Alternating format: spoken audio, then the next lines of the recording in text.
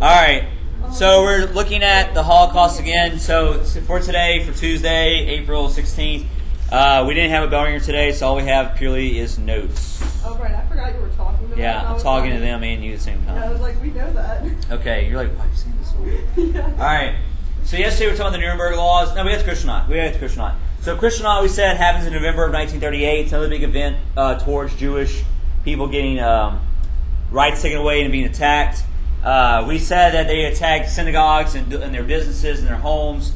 About 100 people get killed, but about 30,000 more get arrested. So 30,000 people get arrested and deported to concentration camps because of Kristallnacht. And we said this yesterday as the bell was ringing, that you do see a lot of folks end up leaving and becoming refugees and going somewhere else to another country as a result of these persecutions. So as the Nuremberg laws get passed, as well as the Kristallnacht attacks happen, more and more Jewish Europeans begin to flee out and go to different places because they don't want to. They don't want to deal with all this. The problem is that a lot of them end up going where? Not necessarily Russia, but where would you naturally go if you were in Germany? America. No, well, some do come to America, but like, where would make the most sense? Just probably the next country over, right? They were all captured. Well, not yet though, because Kristallnacht's 38, right? Right. So my point being is that they're going to go to places like France. What's going to happen to France? It's going to get attacked. It's going to get captured a few years later. So while at first it was okay where they left to, a lot of places they might go to might be attacked later on. Okay, so moving on to the new information now with foreign responses to persecution. So anti-Semitism was so accepted in Europe and the U.S. that other governments did little to stop the Nazis. So anti-Semitism was so accepted in Europe and the U.S. that other governments did little to stop the Nazis. Please stop. However, Jews resisted when they could, and some non-Jews try to help them escape to other countries as well. So Jews resisted when they could, and some non-Jews try to help them escape as well when they could. There's some people who hide Jews, like Anne Frank, that family. But it's very dangerous. Obviously, you could face jail time or death if you do that. Why did if people were hiding them because they obviously knew it was so wrong, then even if people were using Jews as scapegoats, why weren't they they're being murdered? Because they don't want to speak out against the Nazis because they could get murdered, right? Especially once they take over all these countries, what are they going to do? Yeah. So some countries, like the U.S., accepted a lot of refugees. Like you see, I think Britain takes on about 80,000. America takes on about 100,000. France takes on around about 60, 70,000. They want you to go to Israel or Palestine. It's not Israel yet, but where Palestine is. So a lot of countries take refugees, but nowhere nearly enough people. There's about 9 million European Jews, so they're going to take close to about 1 million refugees other places. But like in France, that's going to be captured a few years later, so it won't matter for those people because they're going to be back under Nazi control. Most Jews who left went to nearby countries that will later be overrun by Nazis by 1940-41. And by October of 1941, Jewish immigration was forbidden. So by October 41, Jews could no longer leave the countries and go other places. Okay. Then you get the 1C Conference and Final Solution. So this is when the war has started. So when the war has started, you're going to get to see the 1C Conference and the Final Solution. In January of 42, Nazi officials met in 1C, a neighborhood near Berlin, to plan the final solution to the Jewish question. So by 1942, you're going to get the final solution to the Jewish question. Guys, please stop talking. You're going to get the final solution to the Jewish question. But this is going to be the final phase. This is when they're going to decide to basically start doing what officially? Genocide, right? So the final solution is where they're going to begin to decide to do genocide by 42. They decide to murder all Jews in some kind of systematic order. So they're going to commit genocide or the complete extermination of all Jewish people in Europe over time. So they're going to start to redevelop their concentration camps in a way to begin to do mass exterminations, but they're also going to create what's called death camps, right? They're going to make the death camps, which are going to have the what there? The gas chambers and crematoriums, right?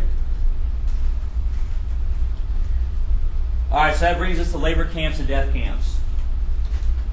So during World War II, the Nazis operated about 40,000 camps. So during World War II, the Nazis operated about 40,000 camps. Most were prisons and slave labor sites where people worked until they died. So the vast majority were like concentration camps where they rounded them up, put them in these camps, and they just worked them and worked and worked until they died. And it wasn't just Jews. There was other people involved in this too. So remember that, most of the people in these camps are Jews, but a lot of them were also like, could have been communists, could have been homosexuals, could have been Jehovah's Witnesses, whatever. But they felt like that wasn't fast enough. So over time, they felt like that wasn't fast enough. Working them, they might live a long time, and that wasn't killing them fast enough. The camp inmates died of starvation because they barely fed them. The cold, sickness, beatings, or gunshot wounds. Because they could just beat them up, they could just shoot them if they felt like it. There was nobody to stop the Nazis from being cruel to these prisoners while they're in these camps. So a lot of the camp inmates died of starvation, cold, sickness, beatings, and gunshot wounds. And this is all unknown by the other European. Right, so a lot of this was very well kept secret. So like, if you're not in France, or if you're like in France or in Britain or America, you just don't know this is all happening. Like that's whenever we find these camps by like 44, 45, it catches us by surprise because we had no idea this was happening. Like we knew they were like persecuting the Jews, but we never knew to what extent that meant, like how much what they were actually all doing to them. So it was very surprising we found this out by 44, 45. In several camps, Nazi doctors also performed cruel experiments and designed to see how people reacted to brutally cold temperatures, drowning, diseases, and other conditions. So a lot of these Nazi doctors did a lot of experiments on these Jewish people and these other people's bodies to see what kind of reactions they had. Because they felt these people weren't fully human or less than human, you could work on them because they were basically inferior, so it doesn't matter. So, and actually a lot of the medical field learns a lot from this in this time period, but they do a lot of cruel things, putting things in the body that it shouldn't go there, and doing a lot of like surgeries and experimentations that were very wrong. But a few sites become concentration camps. So a few sites become concentration camps designed for the purpose of killing human beings, also called death camps. So the concentration camps or death camps were designed for the sole purpose of killing human beings. The most famous of which and the largest of which was Auschwitz. All the death camps were located in Poland. So all the territories that Germany controlled up to the start of World War II, most of those Jews have been doing what for a while? No, because they had the opportunity to, they did what? What? They left. They fled, right? So by the time World War II starts, only about a quarter of German Jews still remain behind because most have fled. Poland had about close to 3 million Jews in Poland. And when they invade Poland, that starts World War II, right? So how much do those Polish Jews flee? Basically none, right? So as a result, you're going to see Poland suffer the most casualties with Jewish people by the end of the war. So over about 90% of their Jewish population dies through persecutions or death camps, whatever. And that's why they put those death camps there, because they had a very large population of these camps, of these Jewish people in Poland. So the 6 major death camps that get created, like Auschwitz and Dachau, they get created in Poland itself. So Auschwitz itself saw the murder of over 1 million Jews. So Auschwitz alone saw the murder of over 1 million Jews. And you have the very famous sign of Auschwitz here, which is Arbeit macht frei, which is what? Work will set you free. So it basically eliminated 1/3 of the Jewish population in Poland. Right. All right. Then you get persecution and resistance. So many Jews were killed in gas chambers in concentration camps. As we said, this is where they had the giant gas chambers like in Auschwitz, as well as the crematoriums.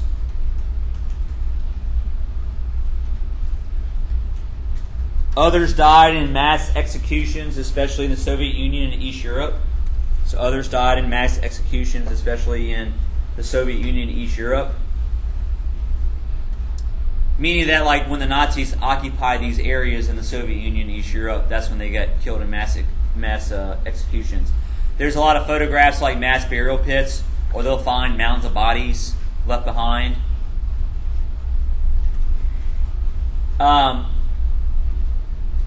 In September of 41, Nazi forces shot about 33,000 Jews and buried them in mass graves in an outside city of Kiev in Ukraine. So Kiev is like the capital of Ukraine, Kiev, and they do this massive killing of Jews outside of Kiev at a place called Babi Yar, B-A-B-I, and then a separate word, Y-A-R.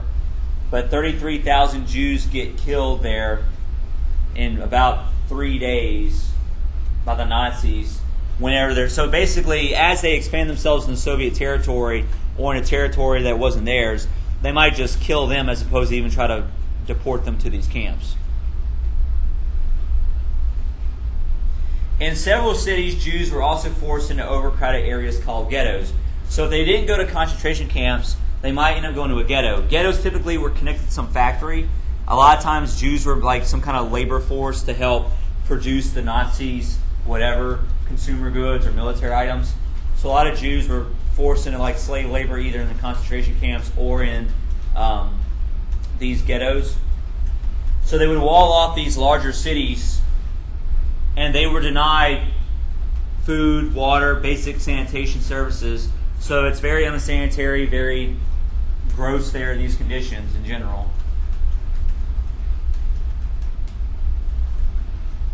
But the ghettos start back in the late 30s as well. They start to relocate these people to the ghettos as well as late 30s to get them out of the cities, away from everybody else. The most famous ghetto was probably Warsaw, Poland. So they made a giant ghetto in Warsaw, Poland. Warsaw being the capital of Poland. So they made a giant ghetto in Warsaw. About 400,000 people were packed into an area of about 1.3 square miles. So 400,000 people were packed into an area of about 1.3 square miles, which if you don't know how big that is, that's not very big at all. So they packed 400,000 people into about an area of about 1.3 square miles. At least 83,000 died of starvation and disease. So at least 83,000 died of starvation and disease. So at least 83,000 died of starvation and disease over the course of the war. So about 83,000 died in Warsaw, Poland, in this ghetto of starvation and disease. Thousands of others were deported to death camps as well. So they took in a lot of them. Like we said, a lot of them weren't made to work. But others get either killed or sent off to death camps or work camps. What's also very famous about Warsaw, Poland is that they also have a resistance and actually revolt against the Germans. So in April of 43, several hundred Polish Jews resist and stage a revolt. So in April 43, several hundred Polish Jews resist and stage a revolt. They attack German soldiers with homemade grenades and weapons smuggled in from the outside. So they attack German soldiers with homemade grenades and weapons smuggled in from the outside. And the uprising took Germans by surprise. I mean, they thought, there was a very common stereotype that Jews were just a very, docile people. They never were going to be hostile or very aggressive. And so they basically pushed them around because they felt like they could. They weren't going to do anything about it. So they was very surprised, and they never thought they would be this aggressive towards them, which is very surprising. There's there's a movie a few years ago with Daniel Craig. You know who Daniel Craig is? Who's the current James Bond, right? Daniel Craig was in a movie called Defiance. I want to say the movie's about 10 years old now, maybe close to 15. But it's about another group of Jews who resisted. There's just all the time you see these stories about Jews, being put into camps and these cards and everything else. But in reality, there's a lot of examples of the Jews did not always just take a lying down. Warsaw being one example. This true story from that movie Defiance being another example too. Anyway, So the uprising took Germans by surprise, temporarily driving them away. The revolt lasted about 4 weeks. In the end, Germans captured and killed almost all the rebels. So in the end, Germans captured and killed almost all the rebels in Warsaw. Yeah, that's it. A small number were able to escape and find shelter outside the ghetto. So a small number were able to escape and find shelter outside the ghetto. And when the Soviet forces liberated Warsaw in 1945, approximately 11,500 Jews were still in the city out of the original 350,000. So when the Soviets liberated Warsaw in 1945, of the 350,000 original Jews that were there, only 11,500 had lived. Even though the Warsaw Uprising failed in 1943, it did serve as an inspiration to other Jews to resist as well, and to do more things to try to, not just take all this with, and not do anything to resist at all.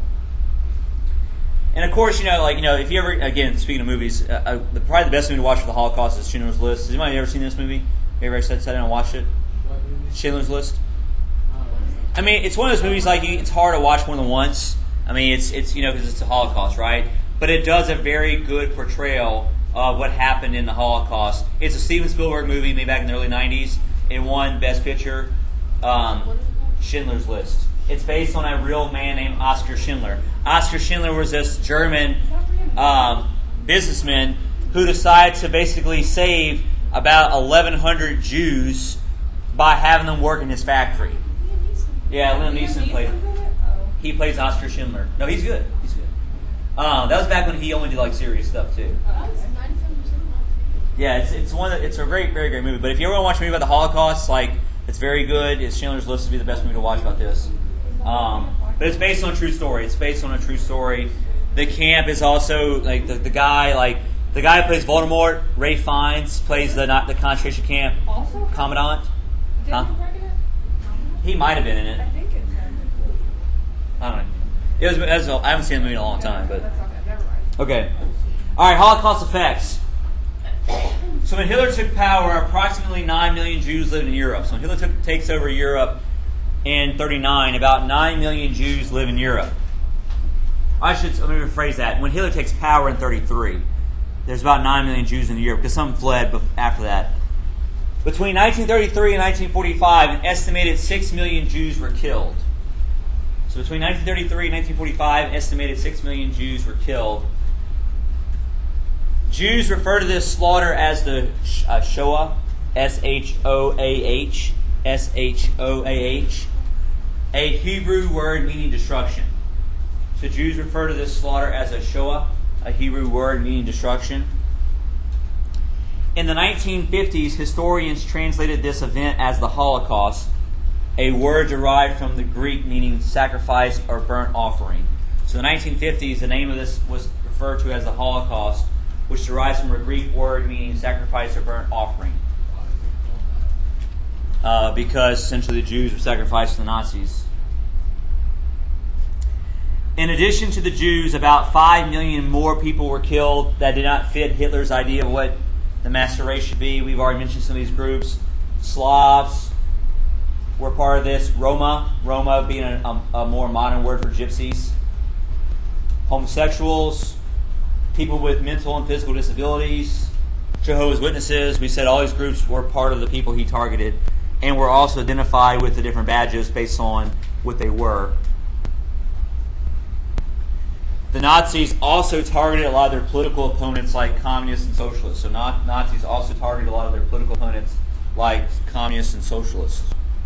So Nazis also targeted a lot of their political opponents like communists and socialists as well.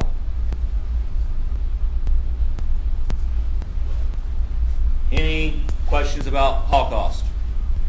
And again, I know you've had this many times before, but we want to make sure we get at least the major points for the European history test. But everybody's good? Okay. All right. We're going to stop the first video.